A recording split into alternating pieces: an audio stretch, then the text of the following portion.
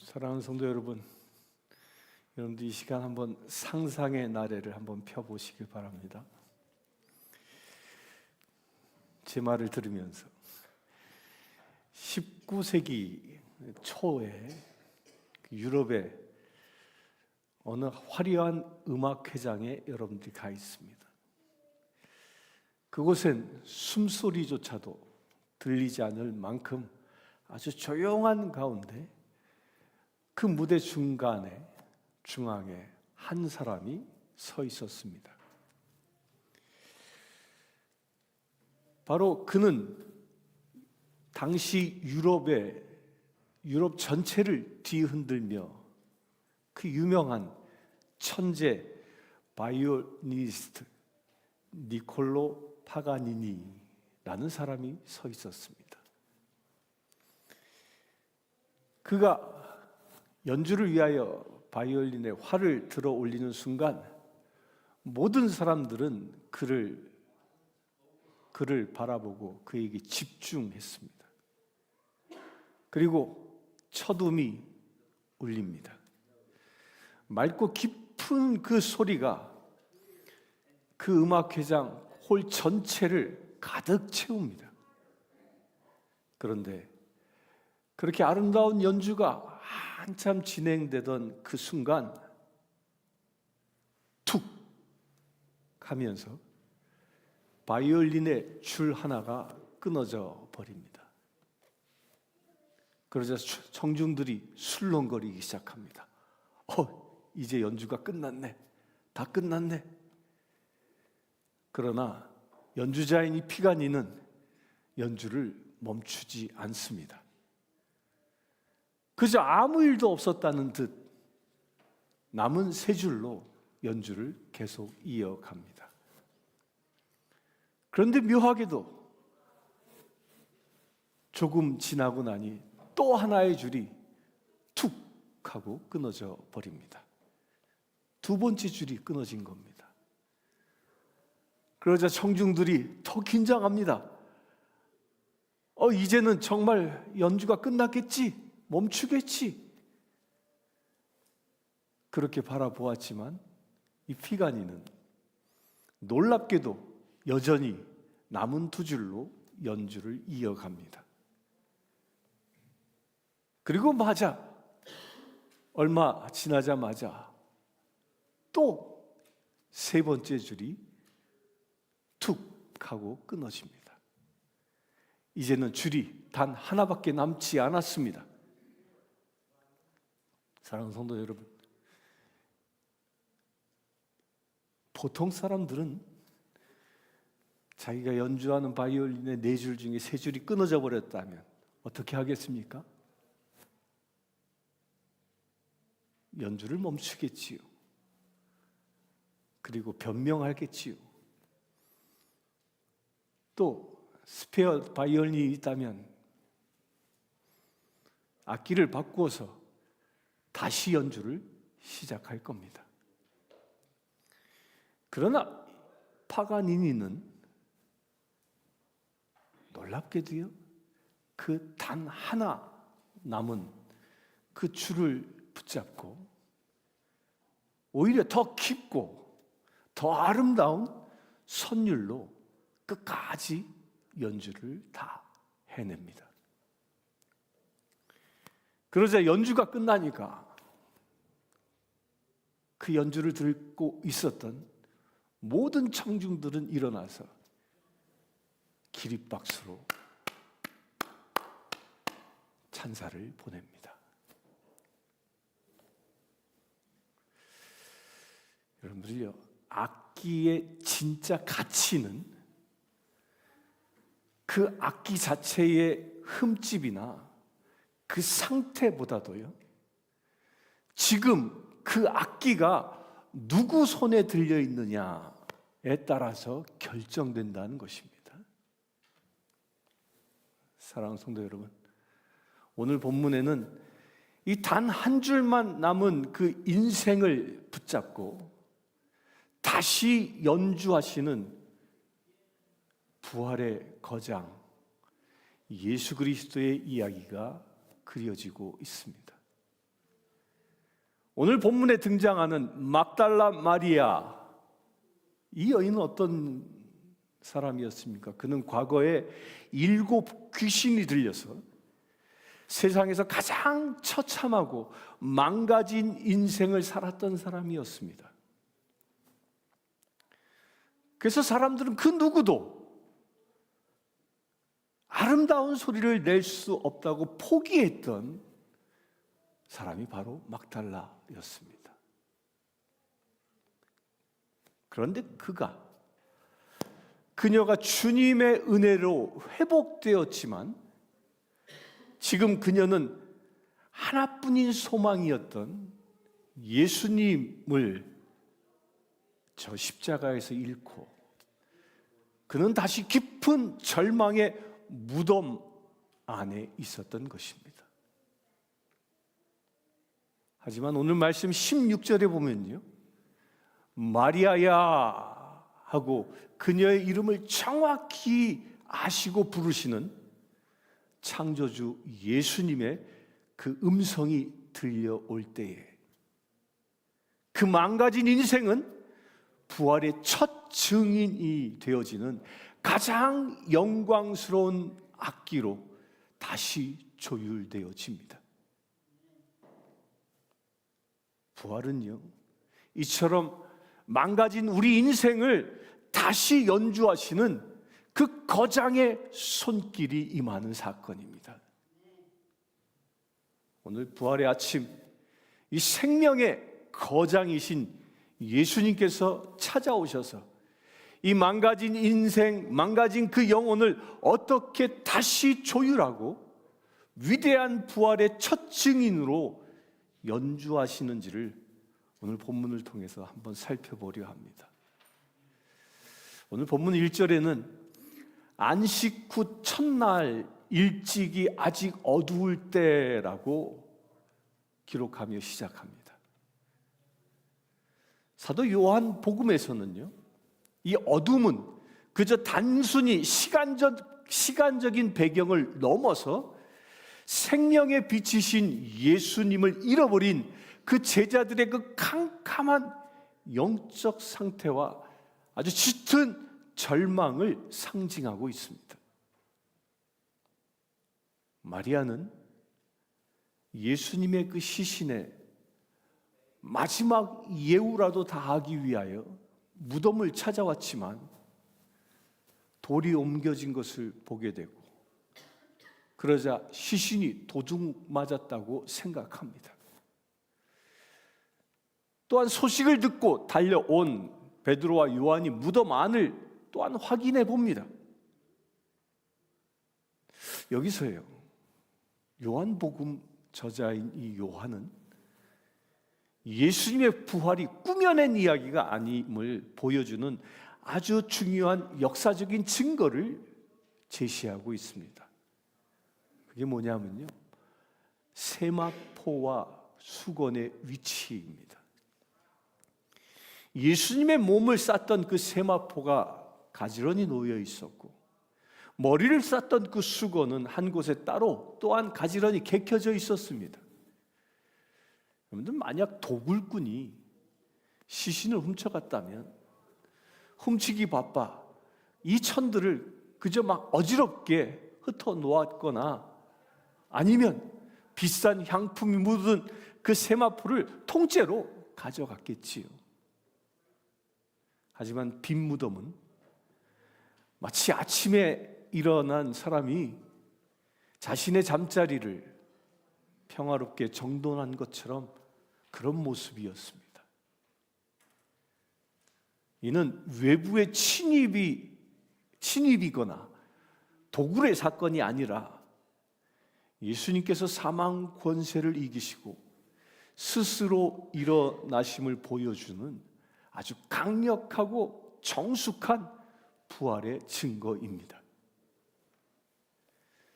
마태, 마가, 누가 이 공관복음의 그 부활 기사를 보면요, 무덤을 찾은 그 여인들은 막달라 마리아 혼자가 아니었습니다.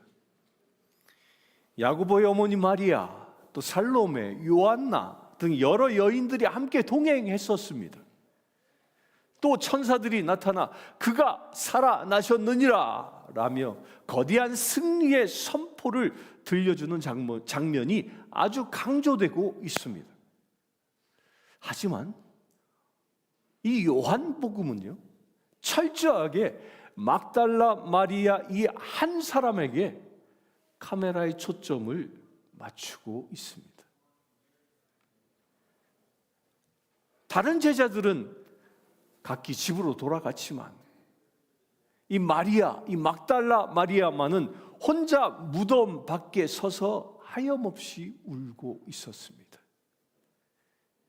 요한은 이 장면을 통해서요, 부활이 단순히 그저 우주적인 신학적인 거대 담론에 머무는 것이 아님을 이 장면을 통하여 우리에게 보여주는 겁니다. 부활은 스승을 잃고 가장 슬피 울고 상처 입은 그 한 영혼에게 다가오는 지극히 개인적인 그리고 또한 따뜻한 사건이라는 겁니다. 만유의 주 대신 예수 그리스도, 그분이요, 그 울고 있는 한 여인의 곁에 서시기 위하여 가시던 발걸음을 멈춥니다. 마리아는 부활하신 예수님이 곁에 서 계신 것을 보면서도요, 슬픔의 눈물이 시야를 가렸고, 그리하여 그분을 알아보지 못하고 그저 무덤을 관리하는 동산지기인 줄 착각합니다. 하지만 영적인 눈으로 보면요, 이것은 단순한 착각이 아니라 이 착각 안에도 아주 중요한 놀라운 진실을 품고 있습니다. 여러분들이 잘 아다시피 창세기에서의 그 하나님은 에덴 동산을 창조하셨습니다.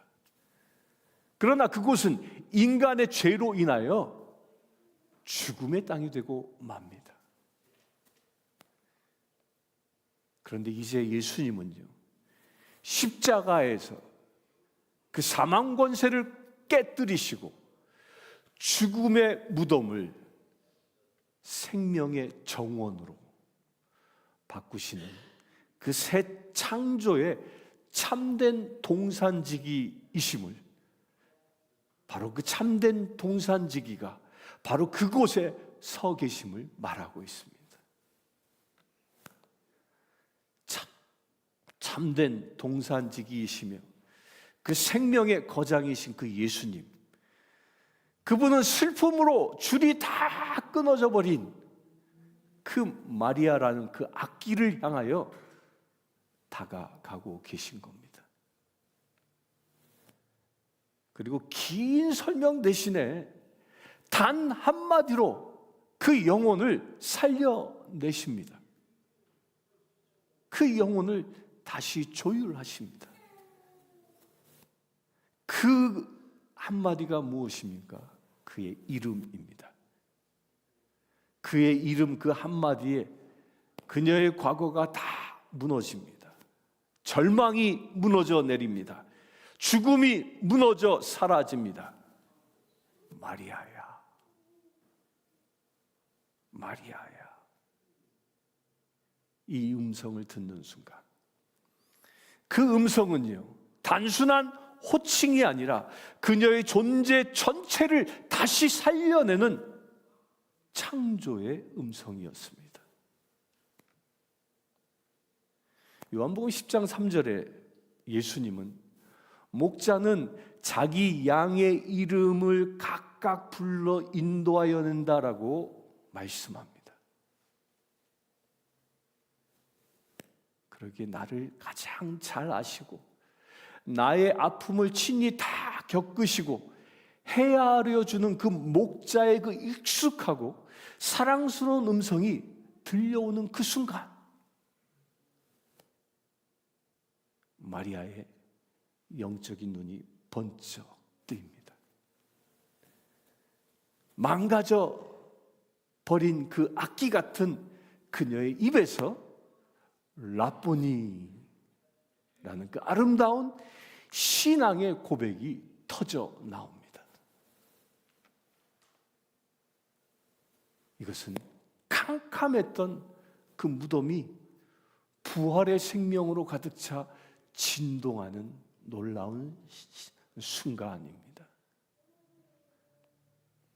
사랑하는 성도 여러분, 오늘날 우리가 살아가는 이 세상에서도요, 수많은 그 빈 무덤들이 존재합니다. 어떤 이에게는 질병이 무덤이고요, 어떤 이에게는 경제적인 환란이 무덤이 될 수 있고요, 또한 어떤 이에게는 깨어진 관계가 무덤일 수 있습니다. 그리고 또한 어떤 이에게는 소중한 이를 떠나보낸 그 상실의 무덤 앞에 서서 우리는 마리아처럼 눈물 지을 때가 많습니다. 그래야 세상은요, 그런 우리를 향해 너의 인생은 줄이 다 끊어진 것처럼, 그 악기처럼 끝났다. 너는 더 이상 아무런 소망도 없다. 라며 조롱합니다. 그래, 슬픔과 절망이 우리의 눈을 가리게 되고요, 이미 우리 곁에 찾아와 계신 그 주님도 보지 못하게 만듭니다. 그러나 이 부활절 이 아침에 이 메시지는 분명합니다. 죽음이 끝이 아니며 무덤이 우리의 마지막 종착지가 아닙니다. 이것을 믿습니까? 오늘 부활하신 주님은 무덤 곁에 서서 울고 있는, 그리하여 우리의 등 뒤에, 그녀의 등 뒤에 주님은 다가오고 계십니다. 그분의 손은 십자가에 못 박힌 손으로, 어쩌면 지금 우리의 어깨를 감싸 안으시며 세상에서 가장 따뜻한 음성으로 여러분들 한 사람 한 사람 한 사람의 이름을 부르고 계십니다. 우리의 그 망가지고 상처난 그 인생을 마치 거장의 손길로 다시 빚고 조율하고 계십니다. 그러면서 이렇게 얘기하실 겁니다. 아무개야, 왜 울고 있느냐? 내가 세상을 이기었노라. 아멘이십니까? 부활신앙은 2000년 전의 기적을 그저 머리로 믿는 것을 넘어서는 겁니다. 지금 내 삶의 가장 어두운 그 절망의 자리에서 내 이름을 부르시는 그 부활의 주님을 인격적으로 만나는 것입니다. 그 주님의 음성을 들을 때 그 끊어졌던 우리 인생의 줄이 다시 이어지게 되고요, 슬픔의 탄식은 찬송으로 변화되어질 것입니다. 예수님은 마리아에게 내 형제들에게 가서 이르라 라고 사명을 주십니다. 그래서 마리아는 눈물을 닦고 일어나 제자들을 향하여 달려가 내가 주를 보았다 라며 담대히 증거합니다.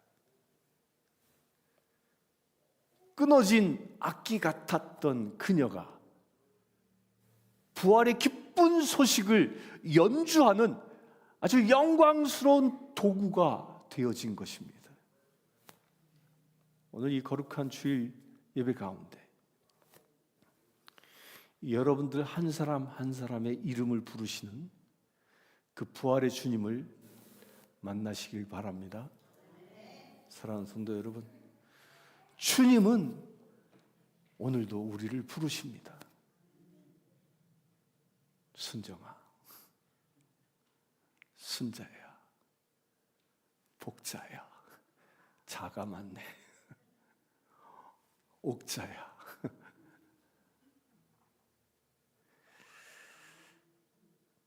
여러분들 한 사람 한 사람의 이름을 부르고 계십니다. 내가 절망 속에 있어도 부르십니다. 실패 가운데 있어도 부르십니다. 눈물 속에서도 부르십니다. 그리고 주님은 우리에게 말씀하십니다. 나는 살아있다. 부활은 내 이름을 부르는 사건입니다. 다시 말씀드립니다. 부활은 내 이름을 부르는 사건입니다. 그리고 그 살아계신 주님이 오늘도 여러분들 한 사람 한 사람의 이름을 부르고 계시기 때문입니다. 우리 모두 절망의 그 눈물을 거두고 모두 일어날 수 있게 되길 바랍니다. 그래야 우리 모두 그 절망이 가득한 세상 속으로 오히려 뛰어 걸어 들어가 주님이 살아 계신다, 그가 나의 이름을 부르셨다라고 담대히 선포할 수 있게 되길 바랍니다. 우리 모두 위대한 부활의 증인들, 그리하여 생명을 연주하는 그 연주자로 다시 설 수 있게 되기를 주님의 이름으로 축원합니다. 함께 기도하겠습니다. 주 아버지 하나님, 감사합니다. 줄이 끊어진 악기와 같은 우리 인생이었으나 우리의 인생을 붙잡고 생명의 연주를 행하시는 주님을 찬양합니다. 막달라 마리아가 절망 가운데에 마리아야라는 주님의 음성을 들었을 때에 그의 심령이 살아났음을 우리가 보았습니다. 주님, 우리가 그 음성을 듣기를 원합니다. 이 부활의 아침 주님의 음성을 듣기를 원합니다. 나의 이름을 부르는 그 음성을 듣기를 원합니다. 주여, 그 음성을 듣는 우리 한 사람 한 사람 다시 일어나기를 원합니다. 우리 모두 부활의 증인으로 세상에 나아가기를 원합니다. 부활의 기쁜 생명의 소식을 또한 나누기를 원합니다. 우리의 행보가 주님의 영광을 드러내게 하여 주시옵소서. 그래, 이 어둠의 권세가 사로잡은 이 세상 가운데에 부활의 생명의 빛을 발하는 거룩한 믿음의 제들 되게 하여 주시옵소서. 우리 주 예수 그리스도의 이름으로 기도드리옵나이다. 아멘. 모두 일어나시오.